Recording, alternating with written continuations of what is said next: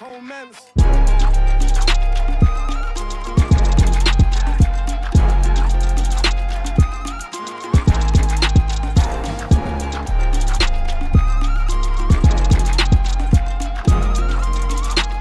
first of all, Duayne, I just want to ask you, so you know Active, it's Active HPF. HPF stands for Hard Work, Persistence, Faith. I believe those are the three components one should carry with themselves to really get to where they want.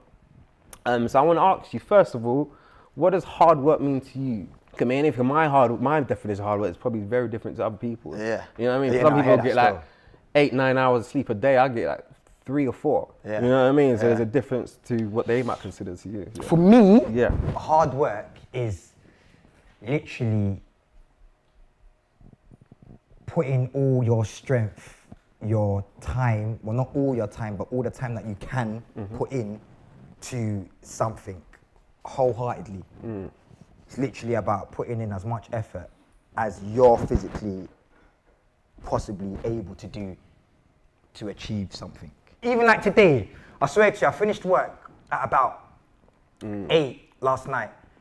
Didn't get enough time to get the last train to come here and be here. So I had to go home, get some sleep, wake up at about 6, get the 7 o'clock train from Liverpool to get to London just to be here. Do you know what I mean? So just stuff like that. When you're passionate about something and you really want to do something, you just put your energy into it. And for me, that's me putting in hard work. Hard work. That's do you know what I mean? Yeah. So I agree. Like even if you guys coming here today, like on time as well, whoever's on time, already that sets a tone as well, like of hard work. Yeah. Like in this industry, they say what I was taught like years ago is that if you're 15 minutes early, you're just on time. If you're 14 minutes early, you're late. You know what I mean? So that's why I was very adamant on you guys getting on a certain time. It just sets a presence and a principle for yourself to carry. You know what I mean within this industry. But yeah, it's very true. Cool. So what does persistence mean to you? All right. For example, this industry, I feel like it starts off with a lot of people wanting to do it. A lot of people want to be like in the industry, want to be an actor, want to be a singer, want to be a dancer, whatever. But it's the consistency and the persistence that keeps the people in the industry. Do you know what I mean? Yeah, people can get a lucky break and do something. But that doesn't mean that they are for this industry. It just means they just got a lucky break and they're just in the industry and then it filters out. Do you know what I mean? But persistence and being consistent is like really fighting for what you actually want to do. And even if it's not working out, even if you're not reaching your goal, it's still continuing to push because you will get there. Like for me, I started doing this when I was 12, 13, properly. But it all, the spark came from primary school. I remember my drama teacher, I done a play, Oliver Twist, then I done a play. What characters? Are you laughing though? Please, sir. No, I weren't Oliver still. Okay, I was Bill Sykes, I was gang. Oh, yeah. Yeah, I was a bad boy still. I was a bad boy. And you know what, I remember the compliment that I got at that stage. They were like, oh, you got shot really well. Like I remember my friend was like, listen, when you got shot, when the gun went off, you got hit really well. And I was like, yeah, that man. was a changing point for you. That was you know what I mean? That's what I knew this was for me. Getting shot. That's gold, bro. And then after that, I did like Greece in year 6. And I was Danny Zuko. And he says I had a little afro in it. So you know when he like combs his hair and stuff, I was just combing out my afro and stuff like that. That's where the seed was. That's where it started. It didn't make me an actor, but I knew that is where I want to be. I didn't actually get my first proper job. I'm talking TV, no, not theatre. I was doing a lot of theatre and blah, blah, but I didn't get my proper job till I was like, let's say about 5 years ago. And I started that seed from when I was in primary school, year 6. Do you get what I'm saying? So like the whole journey, that was my persistency, my consistency. Even though I wasn't getting where I wanted to be, I got sidetracked so many different ways. So what made you keep on like wanting to carry on, even though with all the struggles and everything that went wrong? I knew that this is where I want to be. Once you know something's where you want to be, nothing's gonna stop you. Nothing. Don't let anything stop you. Like I'm serious. Like. What kind of thing has gotten in the way? Life. Yeah. Life, because I'm going through teenage life and stuff like that, trying to get to where I am. So it's like family, friends. I started doing so many different things. But one thing that kept me going was the fact that I knew that I wanted to be an actor and I wanted to get to where I want to be. I wanted to do this for a living. So everything that I'd done and everything that kind of got in the way, this faith, this passion, this thing that I wanted to do is the only thing that kept me focused, you know what I mean? So what does faith mean to you? It means something that you can't physically touch it, but you know in your heart it's there. Do you know what I mean? I knew in my heart this is what I'm meant to be doing. So it's the faith that I'm going to get there is what made me continue. That's what it means to me. It just means something you can't physically touch, you can't physically hold, but you know in your chest it's there, it's for you. Your whole chest. Your whole chest. Everything. Like your whole chest, you know that's for you, man. Yeah. So yeah, just that consistency and that faith is what kept me going. Yeah. Personally. So what was your first professional job? Professional? Yeah. I think it depends, 'cause I did a lot of theatre. Because that's the only thing I could break into. Because I didn't really go drama school or anything like that. Do you know what I mean? I wasn't privileged enough to be in that. I didn't have actors around me and stuff like that. It was just me. To be fair, my mum just put me in a little drama class because I was being naughty on the streets, and she was like, listen, you've got this passion, this is what you want to do, so on the weekends, go here instead of being here. So I started doing that, but it was crossing over, but I started doing that anyway. Yeah, theatre, if we're talking theatre-wise, I done a show in Stratford Theatre Royal. Hey. Yeah, called Junior Blaggers, and it was like a improvised game show, and it was like an adult blaggers, and I was in the junior class. And I think I was 13 at that stage. So I was the youngest to be in that actual group. Yeah. I was with Ashley Day, TJ, that's where I met with Francis earlier, but all them lot. That's how you guys kind of... Yeah, that's how we kind of connected something. So yeah, it was an improvised comedy game show at Stratford Theatre Royal, and that was my first job. Yeah, and you do like lots of like hosting and stuff like back in the day. You used to throw like events as well. Yeah. So how did you get into that? Was it off of the back of this? Yeah, that was a way to keep active in what I wanted to do, because it's either you get a job and that kind of takes up your time, or you try to hustle and try to make your own type of work. So I started creating my own things while I was trying to pursue an acting career.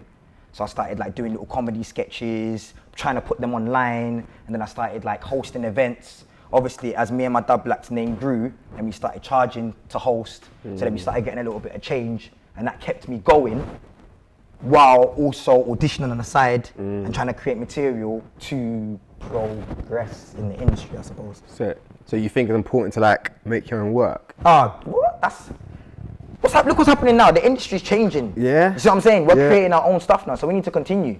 Because now we got to tell our stories. There's no point waiting for these channels to come to us or to accept us, I say, because then we've got to be the person that they want to portray to get the work. But if we create our own stuff, then we can be our own people. We can do our own things, tell our own stories. I've realised that more and more now, so actually, like, in this industry, I don't think it's actually enough anymore just to be an actor. If you know what I mean? Because, like, each year, how many drama school people come at drama school, how many workshops people in this industry. So, on average, if you start looking at, like, maths-wise, say, like, each year, 10,000 students are coming out into this industry. You know what I mean? Each of those, like, say about 8,000 of them can sing, yeah? About another 6,000 of them can dance. About another 3,000 of them can write amazing scripts. You know what I mean? So it's about, I believe, it's about taking your talent, which I feel like is the root, yeah, for example, the acting, and stemming off and doing other things, like creating your own work, writing, like doing workshops, like giving back, and like doing shows or whatever, writing scripts. It's the time, man. It's the time, yeah, man. We're really growing. We're really growing, and if everyone supports each other, I reckon this industry is gonna it's gonna be like it's never been before. In my opinion, that's what I feel like. I feel like the way it's growing and the way everyone's working, and just even stuff like this is sick. All right, talk to me about Hollyoaks. How did that come about? Hollyoaks, yeah. I did a open audition. That's another thing. You see, when you go to auditions and whatnot, and people are like, even if you don't get the role or whatever, you leave your seed. You leave something there. Do you get what I mean? And they remember you. It's the truth. Like, I started. How did I get Hollyoaks? There was an open audition, literally. I got told by one of my friends from Tottenham. He was like, "Yeah, there's an open audition. Do you want to go to it?" I said, "Yeah." I went to it now, and it was Lime Pictures. They produced Hollyoaks that was doing it for another series that they wanted to put or pitch to other channels. So I went to that, smashed it. Damson Idris was in it as well. Yeah, we both basically, everyone auditioned and whatnot, and then we got the role, we did the pilot, and the pilot got pitched to different channels, and then we never got the commissioning. So that got dropped, but everywhere, I just still focused on what I needed to do. And then, about a year later, I didn't even have an agent them times. And then a year later, the casting director for that production contacted my agent, was looking for me, and contacted my agent and said, look, there's another character that's come up in Hollyoaks called Zach Loveday. Can we, Zach. I like Zach. Can we see Duayne for it? I was like, So why are you always topless? I'm joking. my brother, you know what? So why did you say that? Because I changed that. When's the last time I've been topless? It was only one time, because remember, I was topless before, all the time, just like for nothing. Once, yeah. Look. Once, I didn't even know he was in Hollyoaks, yeah. I didn't know he was in it. I'm turning the channel, yeah. And I just see Duayne like walking past, yeah. Cool. I see Duayne walking past, and all of a sudden he just walks into the pub and he just starts stripping. So I was just like, you know, there's no connection within the script. It made no sense. No. What's this guy? Let me show you the reason for that. Let me show you the reason for that. The reason for that, because they were trying to plot a later story between me and a character called Leela, where we was going to build a love interest. Okay. So the way we connected was that I stripped for her. I didn't just strip for her, but they needed a stripper for someone's Hindu. I think it was her Hindu actually. Yeah. And then they got Zach Loveday to come in, and Zach became the stripper, and then it went down. And and then our two characters connected. So enough. But I'm not topless all the time anymore, man. I thought can't give them too much. You know? Yeah. So how much power did you have within your character then? Like, do you know what? To be fair, it's not that much power, but it's enough power in a sense of I wanted to keep Zach very. I didn't want him to portray the typical stereotypical black boy.